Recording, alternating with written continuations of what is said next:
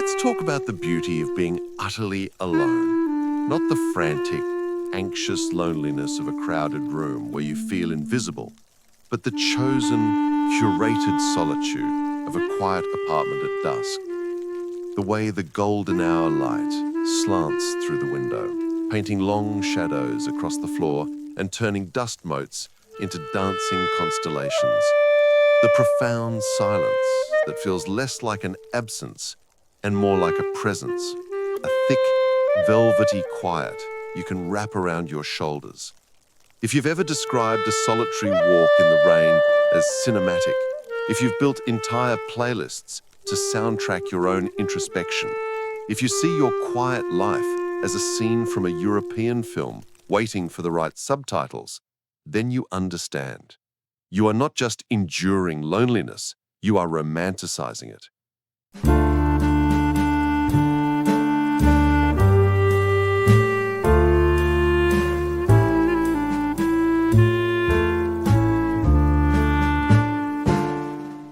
You are an alchemist of the soul, transforming the leaden weight of isolation into the gold of poetic melancholy.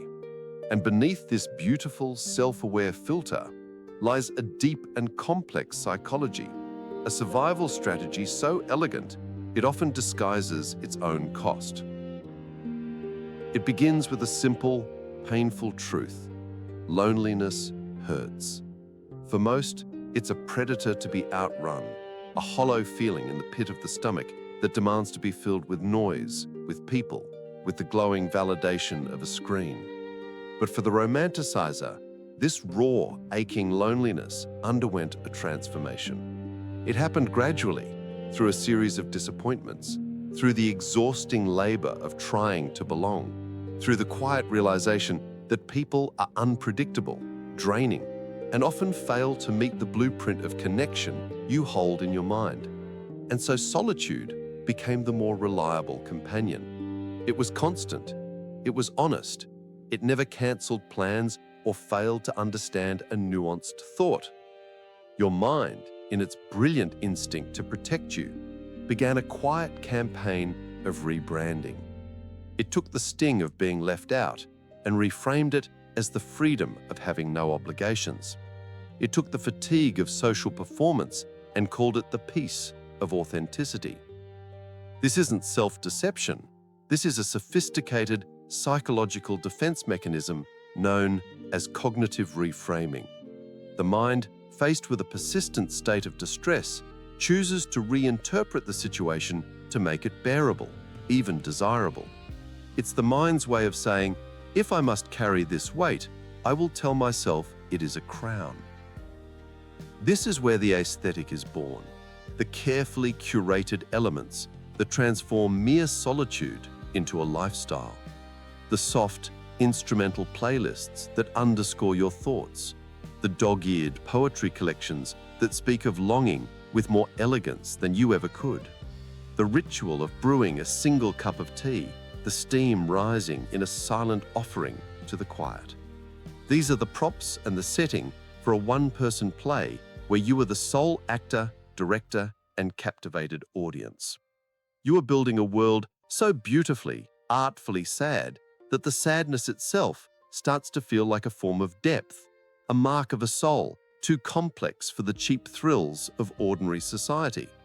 You become the tragic hero of your own story, the misunderstood artist in a garret, the wandering spirit in a world asleep, archetypes that are infinitely more appealing than the reality of being simply alone. But herein lies the central, humming paradox of this entire delicate construct. The very thing you are romanticizing is also the thing that isolates you further. You build a cathedral of your own solitude, and the echoes inside become so lovely, so profound, that you forget the sound of another voice harmonizing with your own. The fantasy becomes a gentle, gilded cage. You start to prefer the company of the idea of people, the brooding characters in novels, the raw-throated singers in your headphones, the ghosts of memories you've polished to a high shine. These entities are perfect. They demand nothing.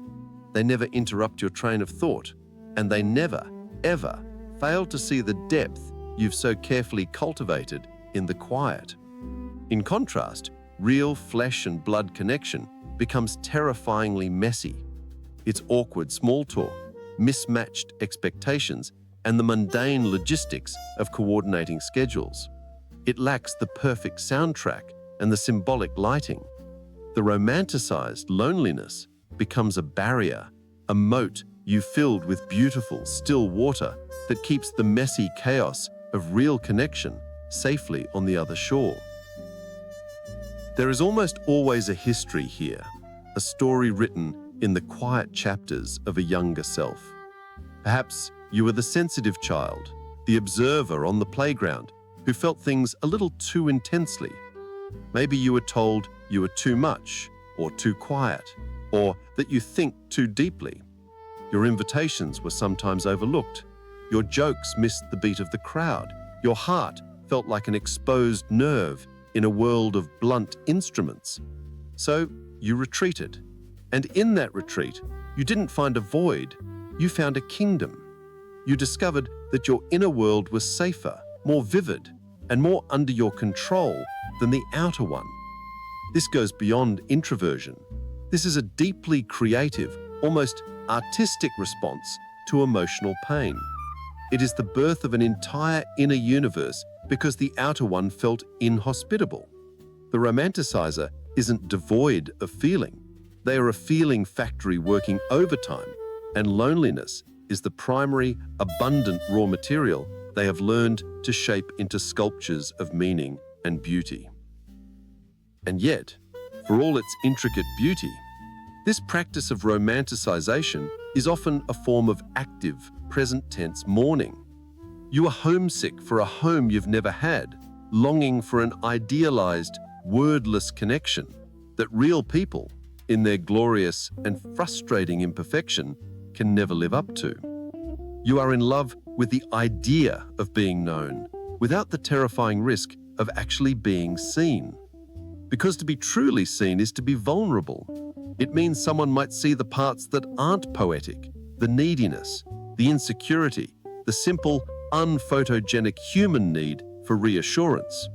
It's far safer to imagine a soulmate who intuitively understands your every silence than to stumble through the awkward, unscripted vulnerability of a first date.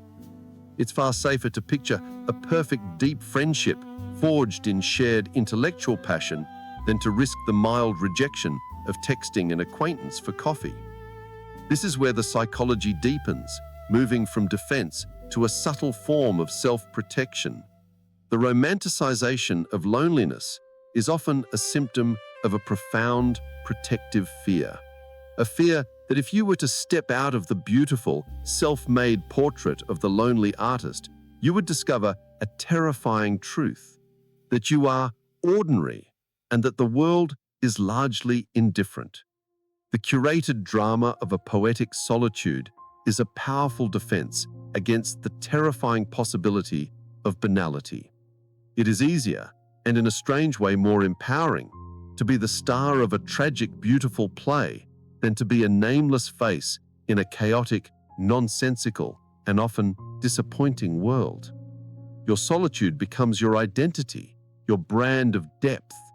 To relinquish it, to actively seek out the noisy, messy reality of connection, would feel like a betrayal of the self you've so painstakingly and artistically constructed. But the human spirit cannot survive on aesthetics alone. The heart, no matter how many poetic walls you build around it, still has a stubborn, biological and spiritual need for connection. This is why the most beautifully romanticized loneliness carries a persistent, low-frequency ache within it, a bass note of sorrow beneath the melodic strings. It's the reason the most perfect solitary moment, breathtaking sunset, perfectly crafted paragraph, a song that seems to speak your secret language, can be suddenly, sharply pierced by a visceral longing for a hand to hold, a shoulder to lean against, a laugh to share. That ache is the truth breaking through the filter. It is your fundamental humanity refusing to be completely edited out of the final cut. It is the part of you that knows, on a cellular level, that a single, shared, messy, and imperfect moment of real connection is worth 1,000 perfectly composed solitary ones. So, what is the path forward? It is not about demonizing the romance or shaming the instinct that saved you. That instinct was a lifeline. It gave you a fortress when you had no shelter. It taught you to find beauty in the barren places, and that is a profound and rare skill. The path is one of gentle, compassionate integration. It is about slowly, at your own pace, inviting the real, unstylized world into your beautiful, curated museum.